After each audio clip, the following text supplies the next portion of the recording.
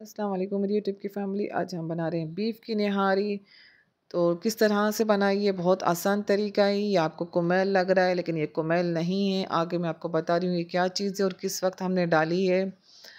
तो कुछ सामान इस तरह से है कि बनाई मैंने साशे से ही है निहारी, क्योंकि मैं बाज़ार में गई और पीपली और सौंठ लाना भूल गई। तो फिर साशा ही मैंने सोचा इस्तेमाल कर लूँ। बाज़ बच्चियाँ साशे से भी नहीं बना पाती हैं, तो मैंने सोचा कि मैं इसको आसान तरीके से करके बताती हूँ। तो आधा कप में मैंने ये साशा हल कर लिया है। और बोंग का गोश्त मैं लेकर आई हूँ। निहारी बने तो फिर बोंग के गोश्त से ही मज़ा आता है। ताज़ा गोश्त लेकर आई थी मैं। 500 ग्राम गोश्त है मेरे पास और ये नलियाँ भी 500 ग्राम है। टोटल दोनों का वेट 1 केजी होगा। और एक प्याज है जिसको स्लाइस में काट लिया है। 1 टेबल स्पून अदरक है जिसको मैंने कूट लिया है। ये एक साशा है, पैकेट नहीं है, साशा है जिसको मैंने पानी में हल कर लिया है। और ये अदरक है, लीमू है, धनिया है, हरी मिर्च है, ये हम आखिर में डालेंगे। चैनल को सब्सक्राइब करें, लाइक करें, शेयर करें और एक प्यारा सा कमेंट करना ना भूलिएगा। यहाँ पर पॉट में आधा कप तेल डाल दिया है मैंने और इसको गरम रख दिया है। जैसे ही गरम होगा इसमें हम प्याज फ्राई करेंगे। ये बहुत आसान तरीके से बनाई गई है। साशे में लिखा हुआ होता है इस तरह से बनाएं, लेकिन हम थोड़ा सा तरीका अपना चेंज कर लेते हैं तो इसमें और लजीज हो जाती है। प्याज फ्राई होने वाली इस स्टेज पर आ गई है। अब हमारी प्याज फ्राई हो चुकी है तो मैं थोड़ी सी बाहर निकालूंगी और थोड़ी इसमें ही रहने दूंगी। थोड़ी सी हम आखिर में डालेंगे और थोड़ी मैंने इसी में रहने दी है। अब आगे हम इसमें गोश्त शामिल करेंगे। और आप कहाँ से देख रहे हैं ज़रूर बताइएगा। मैंने उस वक्त चूल्हा बंद कर दिया था, अब दोबारा मैंने चूल्हा खोला है, फ्लेम को ऑन किया है। अब इसमें हम गोश्त डाल देंगे।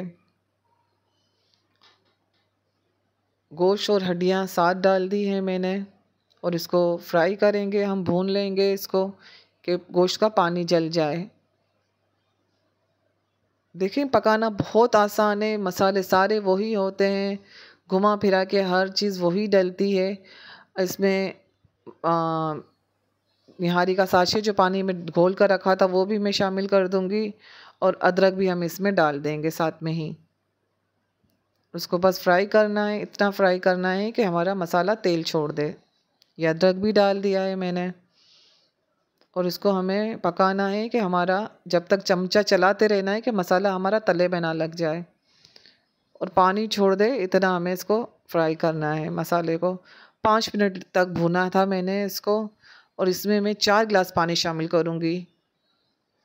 वैसे 6 गिलास डलते हैं पानी के, लेकिन मेरा गिलास काफ़ी बड़ा है तो मैंने ये 4 गिलास पानी का डाले थे।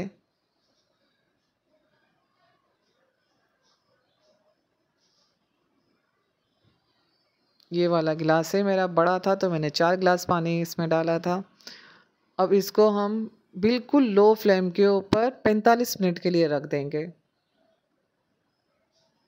अगर बोटियाँ आपकी गोश्त बड़ा हो तो 1 घंटा लग जाएगा। इसमें उबाल आ चुका है और यहाँ पर मैंने ढाँक के कवर कर दिया है।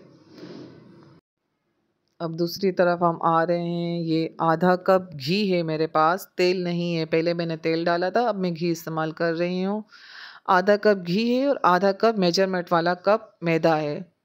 घी में मैंने साथ में ही डाल दिया है और इसको बिल्कुल धीमी आंच के ऊपर हम मिक्स कर लेंगे पहले। और बिल्कुल धीमी आंच के ऊपर इसको भूनेंगे। हमें इसे ब्राउन नहीं करना है, बस मैदे की खुशबू को ख़त्म करना है। जैसे हम पास्ता बनाते हैं, वाइट सॉस पास्ता बनाते हैं ना, इसी तरह से बस हमें 2 मिनट लगेंगे, 2 से 3 मिनट धीमी धीमी आंच पर इसको भूनने में लगेंगे। ये बिल्कुल कुमेल की तरह हो जाएगा। बिल्कुल धीमी धीमी आंच के ऊपर आपने इसको भूनना है और बहुत शानदार बनती है। अगर आपके पास देसी घी हो और आप देसी भी घी में करेंगे, मेरे पास ख़त्म हो गया था, तो और भी निहारी हमारी लाजवाब बनेगी। अब इस स्टेज पर आ चुका है, इसको मैं मज़ीद भूनूंगी। मेरा यहाँ के चूल्हे की फ्लेम थोड़ी सी तेज़ है तो मुझे बार बार मैनेज करना पड़ रहा है। ये हो चुका है और मैंने चूल्हा बंद कर दिया है। अब इसको हम एक बाउल में डाल लेंगे। इसको ठंडा हो जाएगा तो हमारा घी ऊपर हो जाएगा और ये मैदा नीचे हो जाएगा। देखें, ये इसको मैं घी को निकाल लूँगी और यही आखिर में हम बघार में डालेंगे। इस तरह से मैंने धीरे धीरे निकाल लिया और मैदा नीचे ही हमारा ये देखो बिल्कुल कुमेल फॉर्म में आ गया है। दूसरी तरफ यहाँ पर गोश्त भी हमारा गल चुका था और मैं आपको बताती चलूँ कि अगर आपको मिर्ची डालनी है, ज़्यादा तेज़ रखनी है, तो आप पहले जब हमने मसाला डाला था तो उसमें 1 टीस्पून आप लाल मिर्च शामिल कर सकते हैं। मुझे थोड़ी-सी मिर्ची कम रखनी थी तो इसलिए मैंने मिर्च इसमें ऐड नहीं की है। अब इस वक़्त मैं नलियाँ निकाल लूँगी, गोश्त इसी में रहने दूँगी। गोश्त गल चुका है हमारा और जिसे हम पानी में घोल कर डालते हैं आटा तो ज़रा गठियाँ बनने का डर रहता है। इस तरह से करके डालेंगे तो आपकी निहारी में गठियाँ बिल्कुल भी नहीं बनेंगी। बस चम्मच चलाते रहें और डालते रहें। बिल्कुल इससे ना शाइनिंग वाली बिल्कुल, मैं अगर हमारी ज़बान में कहूँ तो शाइनी-शाइनी बनी थी। हमारी ज़बान में क्या कहते हैं मुझे ये अभी याद नहीं आ रहा।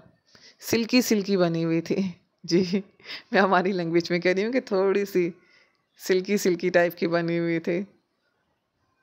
ये डालते जाएँ, आपको जहाँ लगे कि गाढ़ा हो गया है, हमें जितना शोरबा गाढ़ा रखना है निहारी का, इस स्टेज पर आप आटे को रोक लीजिएगा।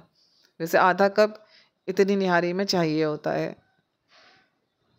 और इसको 10 मिनट तक मीडियम आंच के ऊपर हम पकाएंगे। आंच स्लो नहीं करनी और चमचा वक्फे से आप घुमाते रहेंगे।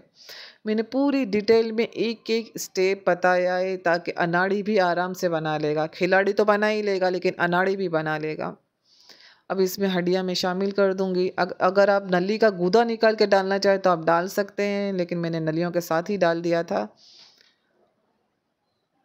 अब आँच को हम धीरा करेंगे। पहले मीडियम आँच पर ही हमने कहा था, अब बिल्कुल लो आँच के ऊपर हम इसको रख देंगे। अब बघार की तैयारी करते हैं हम। तो इसके अंदर मैंने थोड़ा-सा और ऑयल शामिल किया था और जो प्याज़ है, वो इसमें मैंने शामिल कर दी है। अब इसमें ज़रा-सा कलर देने के लिए मैं लाल कश्मीरी मिर्च मैंने शामिल की है। आप बढ़ा भी सकते हैं, मैंने क्वार्टर डाली थी, क्योंकि मैंने ये थोड़ी-सी फीकी बनाई थी। अगर आपको तेज़ खानी है ना तो 1 टीस्पून आप वो जिस वक़्त गोश्त डाला था, मसाला डाला था, उस वक़्त आप डालेंगे। नमक बिल्कुल बराबर था हमारा और इस स्टेज पर हम ढक्कन खोलेंगे और इसमें बघार डाल देंगे, क्योंकि बघार डालने के बाद भी थोड़ा पकेगा ये हमारा। और ये अभी जैसे तेल नज़र नहीं आ रहा है, जैसे-जैसे पकती जाएगी निहारी अपना तेल छोड़ती जाएगी। घी ऊपर से इसकी आता जाएगा। मुझे ज़रा जल्दी हो रही थी, शूटिंग भी करनी थी, काम भी था मेरा, तो मैंने जल्दी-जल्दी कर ली थी। आखिर में पूरी इसकी भरपूर तरी ऊपर आ गई थी। अब हम ढक देंगे, तकरीबन 10 मिनट के लिए हम इसको कवर कर देंगे और धीमी-धीमी आँच के ऊपर ये हमारी निहारी बनेगी और ये हमारी निहारी डन हो चुकी है। मैं आपको डिश आउट करके दिखाती हूँ। खुशबू ही लाजवाब आ रही है, बेहतरीन निहारी की खुशबू आ रही है। आप लोग किस तरह से बनाते हैं, आपकी कम्युनिटी में किस तरह से बनती है, फीडबैक लाज़मी दीजिएगा मुझे। अगर आपको पसंद आ रही है, अगर नहीं पसंद आ रही तो भी मुझे बताइएगा। और आप अब तक आपने अगर मेरी कोई भी रेसिपी ट्राई की हो तो लाज़मी बताइएगा। ये मैं आपको पूरा फाइनल लुक भी दिखा रही हूँ, देखें शोरबा भी। अगर आपको इसे पतला रखना हो तो आप मैदा कम डालिएगा। वैसे इसमें गेहूँ का आटा भी डलता है, मैंने मैदा शामिल किया था। और इस स्टेज पर देखें हमने फाइनल लुक, अदरक काट के डाल दिए, धनिया, पुदीना और लेमन इसकी जान है। अल्लाह हाफ़िज़, दुआ में याद रखिएगा।